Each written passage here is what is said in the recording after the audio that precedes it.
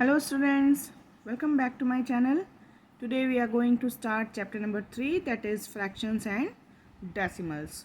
जो टॉपिक्स हम लोग इसमें कवर करेंगे वो हैं फ्रैक्शनल और decimal form of shaded and unshielded parts, simplification of fraction in simplest form, equivalent fractions, compare fractional number or decimal number arranging in ascending and descending order, improper fractions and mixed fractions, fractions represented in the form of whole, express fractions in decimal number form and decimal number in fractional form, rounding of decimal numbers to the nearest tens, hundreds, thousand, tenth, hundredths and thousands, operations on fractions, word problems on fractions and decimals.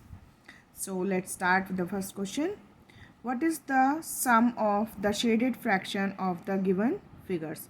जो given figures हैं, दो figures दी हुई हैं, उनमें जो fraction show किया हुआ है उनका सम क्या होगा.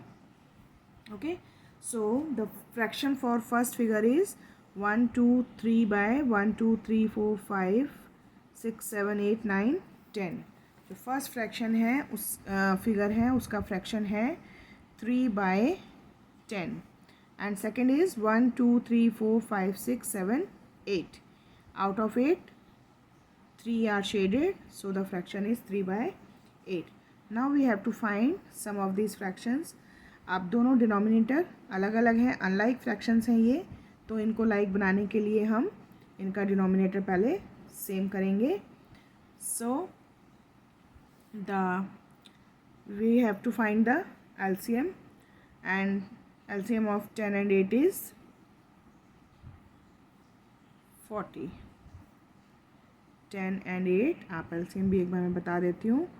2 5 ज़ा 10, 2 4 ज़ा 8 and 2 2 ज़ा 4 and 5 1. 2 2 ज़ा 4, 5 ज़ा 2 2 ज़ा 4, 5 ज़ा 20, 2 ज़ा 40. Okay, so LCM is 40. Now 3 by 10 से डिवाइड करेंगे 40 को तो आएगा 4.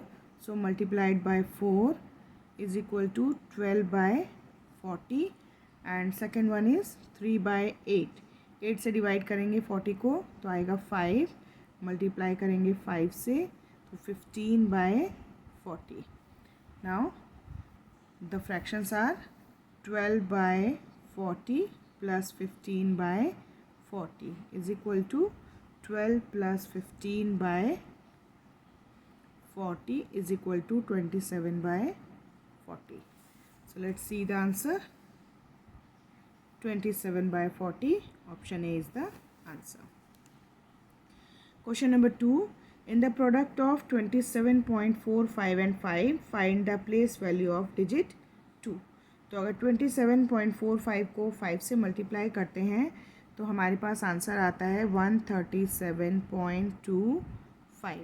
Now find the place value of digit 2. तो 2 की प्लेस वैल्यू क्या है इसमें? 0.20. So 0.20. Option B is the answer. Question number 3. Priya distributed ₹37.44 among her 6 friends. If she distributes 25.68 to her 5 friends, then how much money did she give to her 6th friend? प्रिया ने इतना money अपने 6 friends में distribute किया है. अगर 5 friends को इतना money distribute किया है तो 6 को जो मनी डिस्ट्रीब्यूट किया है वो कितना है? तो इसके लिए जो टोटल मनी है 37.44, उसमें से माइनस करेंगे जो 5 फ्रेंड्स को वो दे चुकी है 25.68 is equal to 11.76. So 11.76, option A is the answer. Now question number 4. What is 6050.287 rounded off to the nearest tenths? Nearest tenth पे अगर हम राउंड ऑफ करेंगे तो ये नंबर क्या हो जाएगा? नियरेस्ट टेंथ मीन्स जो यहाँ ये 10th की प्लेस पे जो नंबर है उसको हमें राउंड ऑफ करना है. ये 5 से ज़्यादा है तो ये राउंड ऑफ होके हो जाएगा 6050.287. 3. So option D is the answer. Now question number 5. Which of the following decimals are arranged in ascending order? इनमें से कौन से नंबर्स ऐसे हैं, कौन से ऑप्शन में जो नंबर्स हैं वो असेंडिंग ऑर्डर में अरेंज किए हुए हैं? सो देखते हैं. 0.5, 0.4, 0.3 no, 11.0, 11.1, 11.2, 20.3, 30.0 no, 8.9, 8.8 no. So only in option B, 11.0, 11.1, 11.2. So option B is the answer. Now question number 6. On sports day, Nitin jumped 4.7 by 12 feet and Anil jumped 3.1 by 6 feet. How much farther did Nitin jump than Anil? Nitin ने जो jump किया वो था 4.7 by 12 feet और अनिल ने जो jump किया वो 3.1 by 6 फीट. तो नितिन ने अनिल से कितना ज़्यादा दूर जंप किया है, तो इसमें हमें डिफरेंस निकालना होगा. जो नितिन ने जंप किया है उसमें से जो अनिल ने जंप किया उसको माइनस करेंगे. Okay, so Nitin 4.7 by 12 and Anil 3.1 by 6. ये दिया हुआ है हमें. नाउ 12 4 जा 48, 48 एंड 7 55 by 12 एंड 6 3 जा 18, 18 एंड 1 19 by 6. ओके, नाउ इसको हम इसका एलसीएम निकालेंगे. LCM is 12. सो 55 बाय 12 तो एज इट इज़ रहेगा क्योंकि एलसीएम सेम है. माइनस 6 से डिवाइड करेंगे 12 को 2, तो 19 2 जा 38 and 12. 55 minus 38 by 12 is equal to 17 by 12. अब हमारे जो यहाँ आंसर हैं वो मिक्स नंबर में हैं, केवल ऑप्शन ए को छोड़कर, तो हम इसको भी मिक्स नंबर में चेंज करेंगे. सो 12 1 जा 12 and 5 is the remainder. So the answer is 1 5 by 12. So answer is option C 1 5 by 12. Now question number 7. The sum of 5 tens and 20 hundredths and 40 tens and 9 tenth is. अब ये जो number है ये decimal number है but हमें उस तरह से दिए नहीं हैं. सो इनको पहले हम डेसिमल में चेंज करेंगे, उसके बाद हम इनको ऐड करेंगे. सो 5 tens and 20 hundredths. 5 tens and 20 hundred means 5 into 10 plus 20 hundred means 20 by 100. Okay, is equal to 50 plus 20 by 100. इसको कैंसिल करेंगे. 50 plus 0.20 is equal to 50.20. And second number जो हमें दिया है 40 tens प्लस 9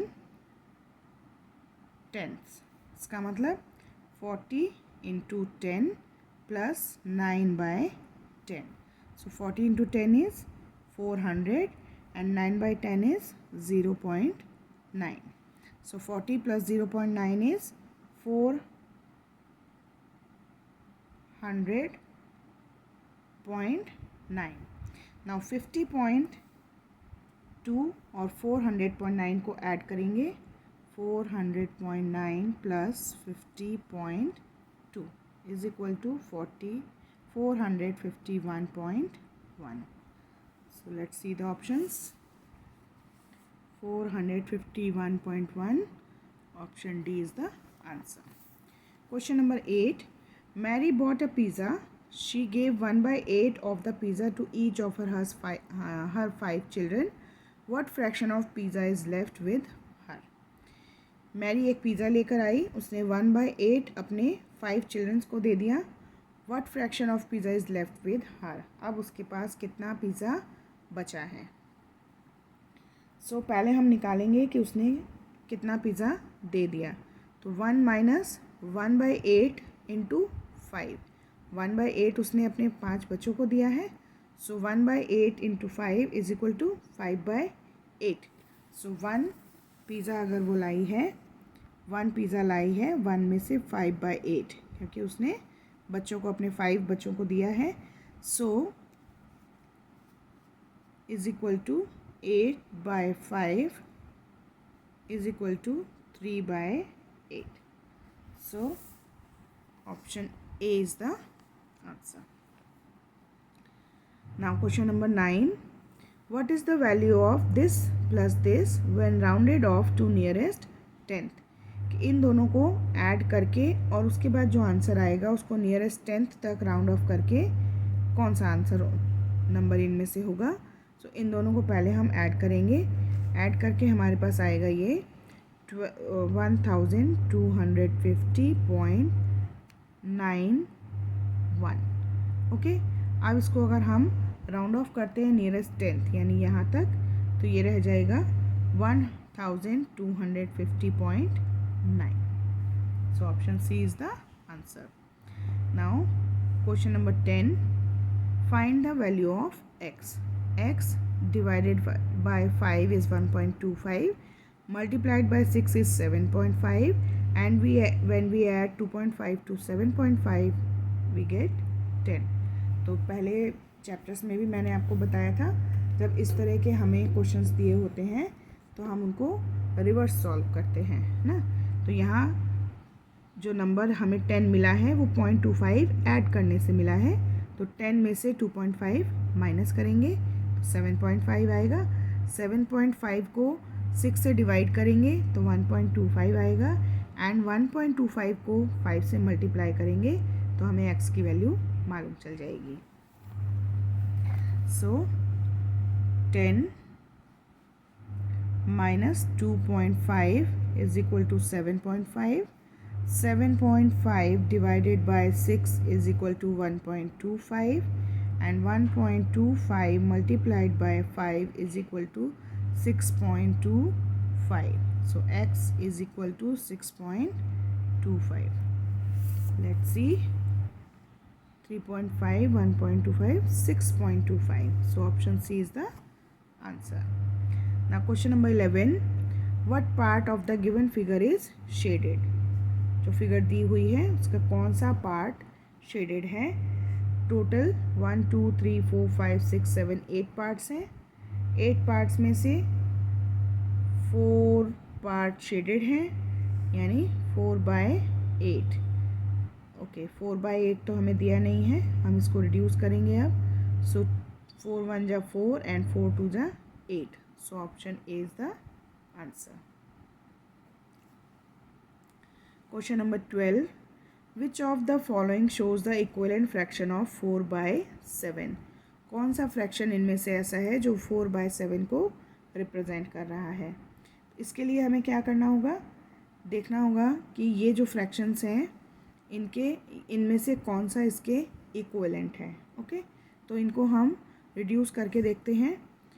4 1 जा 4 एंड 4 3 जा 12, 12 1 जा 12, 12 2 जा 24, 3 4 जा 12, 3 7 जा 21, and 4 6 जा 4, 4 10 जा 40.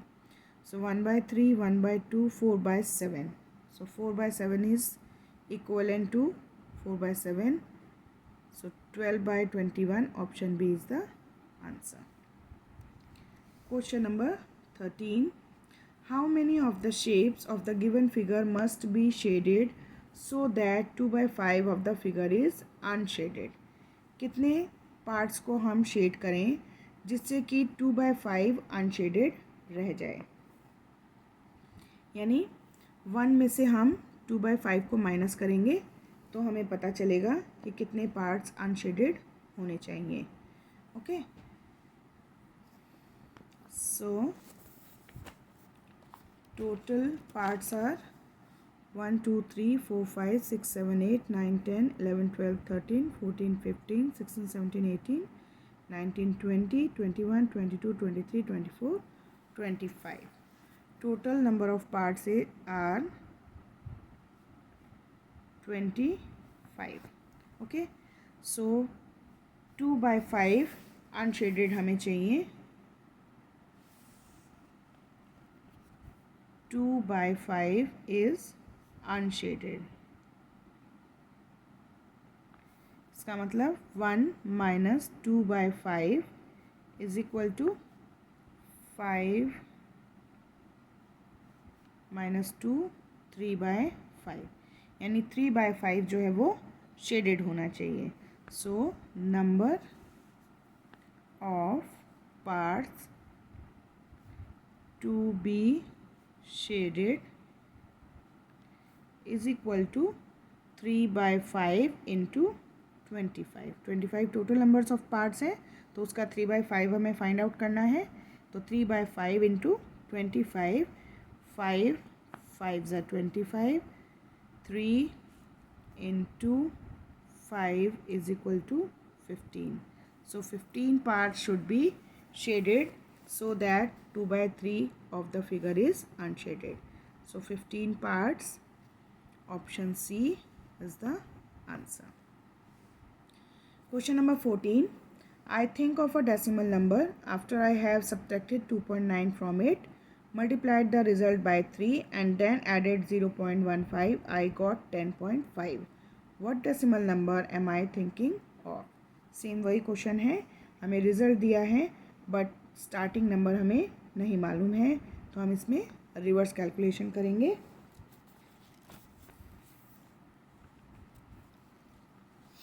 किसी नंबर को में 0.15 ऐड करने पर 10.5 आया है, तो हम रिवर्स करेंगे इसको.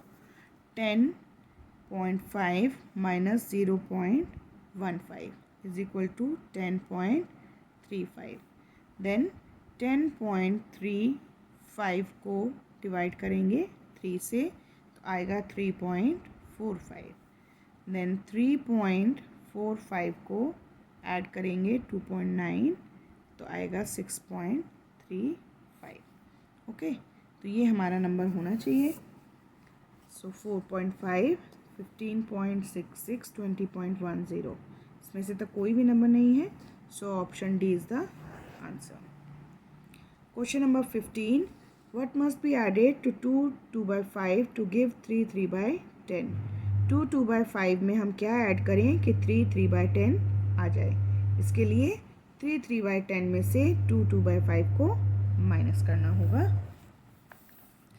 सो 2/5 is equal to 12/5 and 3/10 is equal to 33/10. Now 33/10 minus 12/5. LCM 10, तो ये 33 एज इट इज़ रहेगा. 5 से डिवाइड करेंगे 10 को, 2 से मल्टीप्लाई करेंगे 24 को, 24. 33 minus 24, 9/10. So let's see, 9/10. Option A is the answer. Now question number 16. Which of the following fractions are in order from the least to the greatest? जो भी ये fractions दिए हुए हैं, इनमें से कौन से ऑप्शन में जो ऑर्डर है वो लीस्ट टू ग्रेटेस्ट ऑर्डर में दिया हुआ है. तो सब में डिनोमिनेटर सेम है, मतलब 2, 3 and 6 हैं, बट अलग अलग फ्रैक्शंस में हैं. तो पहले तो हम इनको लाइक फ्रैक्शंस में चेंज करेंगे, फिर हम देखेंगे कि कौन से ऑप्शन में लीस्ट टू ग्रेटेस्ट दिया हुआ है. ओके, तो पहले हम एलसीएम फाइंड आउट करेंगे. 2, 3 and 6 का एलसीएम होगा 6. Okay, now first option is 1/2, 2/3 and 2/6. 6 अगर एलसीएम है तो ये हो जाएगा, 2 से डिवाइड करेंगे 6 को तो 3 से मल्टीप्लाई करेंगे इसे तो 3/6 एंड यहाँ 3 है तो 4/6 एंड ये एज इट इज़ रहेगा 2/6. ये ऑप्शन ए है हमारा. नाउ बी ऑप्शन में हमारे पास जो नंबर है 1/2, 2, 2/6 एंड 2/3। ऑप्शन सी में हमारे पास नंबर हैं 2/6, 2/3, 1/2 एंड ऑप्शन डी में 2/6, 1/2 एंड 2/3। ठीक है, अब इनको हम पहले लाइक फ्रैक्शंस में चेंज करेंगे। 2 3 जा 6, सो 3/6 ये एज इट इज़ रहेगा एंड ये 2 2 जा 4, 2 3 जा 6। Now this one 2/6 as it is रहेगा, 2 से मल्टीप्लाई करेंगे तो 4/6 एंड 3 से करेंगे तो 3/6। इसमें भी 2/6 एज इट इज़ रहेगा, 1/2, 3/6 एंड 2/3, 2 से मल्टीप्लाई करेंगे तो 4/6। अब हमें ये बताना है कि इनमें से कौन से ऑप्शन में लीस्ट टू ग्रेटेस्ट फ्रैक्शंस हैं। Okay, so 3 4 2 no, 3 2 4 no, 2 4 3 no, 2 3 6। Okay, so 2 3 6 option D is the answer. Now question number 17, what is the missing value in the given mathematical statement? 0.25 into 12 is equal to 0.25 into 3 plus 0.25 into 3 plus 0.25 into dash. तो यहाँ अगर हम ध्यान से देखें तो जो 12 है उसको इक्वल टू के इस साइड में ब्रेक किया गया है। तो 12 को इक्वल करने के लिए 3 प्लस 3 6 और 12 minus 6 is equal to 6। So यहाँ पर आएगा 6। Now 3 plus 3 6 and 6 12 and here it is 12। So option C is the answer. Question number 18, find the missing value. 2.25 divided by 9 plus 1/8 minus 6.5 into 0.2 is equal to dash into 1/4। Okay, तो ये question थोड़ा आप ध्यान से देखेंगे। यहाँ जो value है उसको हम x मान लेते हैं।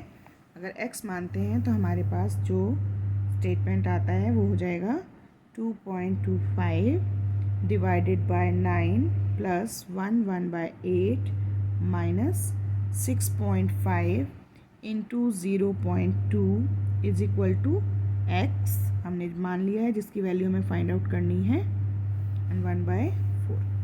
ना उसको सॉल्व करेंगे।